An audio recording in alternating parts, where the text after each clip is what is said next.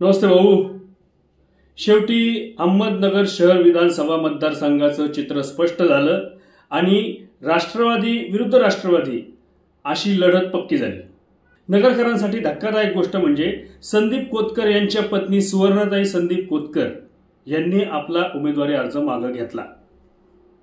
म्हणजे जे चाणाक्ष नगरकर आहेत त्यांना कदाचित पूर्वकल्पना असणार आहे, म्हणजे एक अंदाज म्हणून की बाबा कोतकर फॅमिली अर्ज मागे घेईल, कारण संदीप कोतकर स्वतःच निवडणूक लढवत नव्हते म्हणून. पण सुवर्णाताईंच्या या निर्णयामुळे कोतकर समर्थक नाराज झाले हे मात्र नक्की. अभिषेक कळमकर यांनी मात्र सुटकेचा निश्वास टाकलेला आहे, कारण आता त्यांचे जे बंडखोर विरोधक होते म्हणजे शिवसेना उद्धव बाळासाहेब ठाकरे गट ह्या सगळ्यांनी आपापले उमेदवारी अर्ज मागे घेतलेले आहेत. त्यामुळं अभिषेक कळमकर यांच्या पुढचं एक मोठं संकट मतविभागणीचं ते टळलेलं आहे आणि मूळ शिवसेनेला मानणारी सगळी मतं आता अभिषेक कळमकर यांच्या पारड्यात पडणार हे नक्की. सुवर्णाताई कोतकर यांनी जो अर्ज मागे घेतला तो अर्थातच काहीसा अपेक्षित असा होता, जरी सामान्य नगरकरांना तो अनपेक्षित असला तरी. कारण संदीप कोतकर यांचं स्थान वेगळं आहे, सुवर्णाताईंचं स्थान वेगळं आहे. संदीप कोतकर यांचं जे इलेक्टिव्ह मेरिट आहे त्या तुलनेत सुवर्णाताई थोड्या कमी पडल्या असत्या आणि एकूणच या सगळ्या घडामोडींमध्ये कोतकर कुटुंबियांनी अर्ज माघारी घेण्याचा जो निर्णय घेतलेला आहे तो निश्चितच योग्य आहे असं म्हणावं लागेल. दुसरीकडे अभिषेक कळमकर यांच्या समोरचं आव्हान कमी झालं असलं तरी ते पूर्णपणे आपण म्हणूया त्याला सुटलेलं नाहीये. कारण संग्राम जगताप यांची ताकद वाढलेली निश्चित आहे आणि जर उद्धव बाळासाहेब ठाकरे गटाच्या एखाद्या उमेदवाराने आपला अर्ज कायम ठेवला असता तर मात्र अभिषेक कळमकरांना थोडासा फटका बसला असता. पण आता त्यांची ही ताकद वाढलेली आहे. फक्त एवढंच आहे की अभिषेक कळमकरांना संग्राम जगताप यांना पराभूत करायचं असेल तर मोठी ताकद लावावी लागणार आहे. फक्त अर्ज मागे घेऊन चालणार नाही. तर ज्यांनी ज्यांनी अर्ज मागे घेतलेले आहेत त्यामध्ये भगवान फुलसौंदर आहेत, बाळासाहेब बोराटे आहेत, किरण काळे आहेत.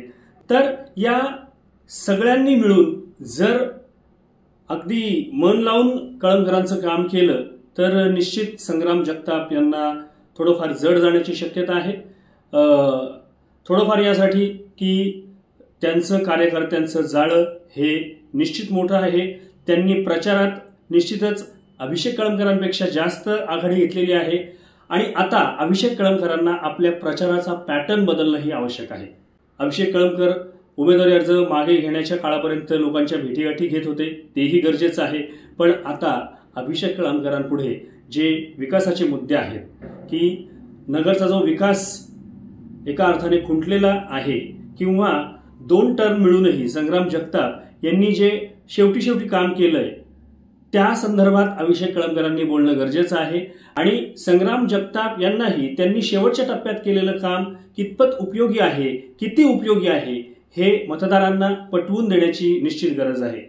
एकूणच अहमदनगर शहर मतदारसंघाची निवडणूक आता पूर्वी वाटत होती तितकी सोपी दोघांसाठीही निश्चित नाही. अभिषेक कळमकरांसाठी नाही, संग्राम जगताप यांच्यासाठीही नाही. कारण संग्राम जगतापांचे विरोधक एकवटलेले आहेत. त्याचबरोबर अभिषेक कळमकर यांना कोतकर कुटुंब उभं राहिल्यानंतर जो फायदा होणार होता तो आता मिळणार नाही. पण त्याचवेळी त्यांच्या बाजूनं ज्यांनी बंड केलं होतं त्यांनी मात्र आपले उमेदवारी अर्ज मागे घेऊन महाविकास आघाडीचं काम करण्याचा निश्चय केलेला आहे. यामध्ये आता ज्यांनी अर्ज मागे घेतले ते किती मनापासून काम करतात यावर पुढच्या सगळ्या गोष्टी अवलंबून आहेत. दुसरीकडे मनोज जरांगे यांनी आपले सगळे उमेदवार यांनी अर्ज मागे घ्यावेत असं आवाहन केलं आणि त्यानुसार नगर शहर मतदारसंघातून माजी नगरसेवक मदन आढाव यांनी अर्ज भरलेला होता. तो त्यांनी पाटलांचा आदेश शिरसावंत मानून मागे घेतलेला आहे. तेव्हा त्यांना मानणारा वर्ग किंवा मराठा आंदोलनाच्या पाठीशी असणारा वर्ग, मनोज जरांगे यांच्या पाठीशी असणारा वर्ग निवडणुकीत कोणाच्या पाठीशी उभा राहतो यावरही थोडंसं गणित अवलंबून आहे. आणि अभिषेक कळमकरांच्या बाजूने एक महत्त्वाची गोष्ट आहे आणि एक चांगला प्लस पॉईंट आहे ती म्हणजे शरद पवार साहेबांची सभा. कारण शरद पवारांसारखा जादूगार एका सभेनं संपूर्ण चित्र पालटवू शकतो हे अनेकदा सिद्ध झालेलं आहे. त्या तुलनेत शरद पवार साहेबांना टक्कर देऊ शकेल असा एकही नेता सध्या तरी दिसून येत नाही. त्यामुळे शरद पवार साहेबांची सभा हे अभिषेक कळमकरांसाठी नक्कीच एक वरदान ठरेल असं म्हणल्यास वावगं ठरू नये. आणि सगळ्यात महत्त्वाचं की शेवटी जो मतदार वर्ग आहे तो सुज्ञ आहे.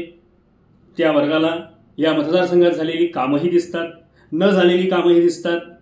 दोन्ही उमेदवारांच्या शैक्षणिक तसंच राजकीय पार्श्वभूमी माहीत असलेले हे मतदार आहेत. त्यामुळं निश्चित पूर्वीची निवडणूक सोपी वाटत होती. म्हणजे जर संग्राम जगताप विरुद्ध संदीप कोतकर विरुद्ध अभिषेक कळमकर आणि उद्धव बाळासाहेब ठाकरे गटाचा एखादा बंडखोर अशी जर लढत झाली असती तर ती निश्चित एकतर्फी झाली असती. पण आता मात्र चित्र तसं नाहीये. संग्राम जगतापांचे विरोधक एकत्र आलेत. त्याचप्रमाणे संग्राम जगताप यांना मदत होईल अशा एका उमेदवारानं उमेदवारी अर्ज मागे घेतलेला आहे. आता हा उमेदवारी अर्ज जो मागे घेतला गेलाय, सुवर्णा कोतकर यांनी जो मागे घेतलाय, त्यामागे कुठली अदृश्य शक्ती असू शकेल हे चाणाक्ष नगरकरांना नक्की माहीत असेल किंवा त्यांनी नक्की एक अंदाज करावा की काय झालं असेल की सुवर्णा कोतकर यांनी उमेदवारी अर्ज मागे घेतला. चला, आपल्याला इतरही लढतींबद्दल बोलायचं आहे, इतरही विषयांबद्दल बोलायचं आहे. पण एक गोष्ट, आपलं चॅनल जर सबस्क्राईब केलं नसेल नगरी नगरी तर सबस्क्राईब करा. आणि दुसरी गोष्ट, या व्हिडिओची लिंक जास्तीत जास्त शेअर करा. परत भेटा नगरी नगरी यूट्यूब चॅनल शेअर करा, सबस्क्राईब करा, डोकं खाजवा, घंटी वाजवा, लाईक करा, पुढे पाठवा, कधी भी बघा आपल्या हक्काचं चॅनल नगरी नगरी यूट्यूब चॅनल. पांढऱ्याचे पांढरे, काळ्याचे काळे करत राहणार किरण ढाळे.